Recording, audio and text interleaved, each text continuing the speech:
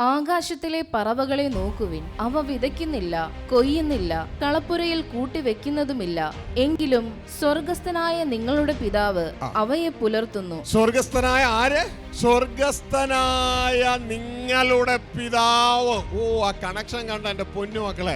സ്വർഗസ്ഥനായ എന്റെ പിതാവെന്നല്ല കർത്താവായ യേശു പറഞ്ഞ്, സ്വർഗസ്ഥനായ നിങ്ങളുടെ പിതാവ്. അപ്പൊ നിങ്ങൾ ആരാ? ആ അപ്പന്റെ മകൻ. ആരെ പോലെ? എന്നെ പോലെ തന്നെ ആ അപ്പന്റെ മകനാണ് നിങ്ങൾ. സ്വർഗസ്ഥനായ നിങ്ങളുടെ പിതാവ്. അതുകൊണ്ട് തളർന്നിരിക്കുന്ന മകനെ, ഈ ഓൺലൈനിൽ കേൾക്കുന്ന, ഈ യൂട്യൂബിൽ കേൾക്കുന്ന, ഫേസ്ബുക്കിൽ കേൾക്കുന്ന തളർന്നിരിക്കുന്ന കുഞ്ഞെ, നീ തളരേണ്ട.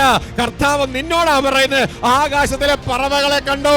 ഭൂമിയിലെ പൊടി കൊണ്ടുണ്ടാക്കിയ അതിന്. പക്ഷെ നീ ഭൂമിയിലെ പൊടി കൊണ്ട് മാത്രമല്ല, ദൈവത്തിന്റെ ശ്വാസം കൊണ്ട് ഉണ്ടാക്കപ്പെട്ട നീ ദൈവത്തിന്റെ മകനാ. അതുകൊണ്ട് നിന്റെ അപ്പനാ അവരെ പോറ്റുന്നതെങ്കിൽ നിന്നെ എത്ര അധികമായി പോറ്റും. തളരേണ്ട, എഴുന്നേക്ക. ഇതാ ചേട്ടായിയുടെ ലോകത്ത് നിന്ന് അനിയന്റെ ലോകത്തേക്ക് വന്ന അവിടുന്ന് പ്രവർത്തനം തുടങ്ങും. ഹല്ലേലൂയ.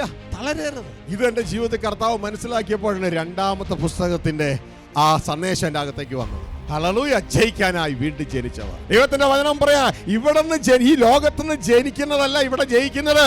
ദൈവത്തിന്റെ വചനം പറയുന്നു, whatsoever born of God, ദൈവത്തിന് ജനിക്കുന്നതൊക്കെ ലോകത്തെ ജയിക്കുന്നു. മനസ്സിലായോ? ഇതാണ് system. Hallelujah. Law of the spirit, the God headed operation.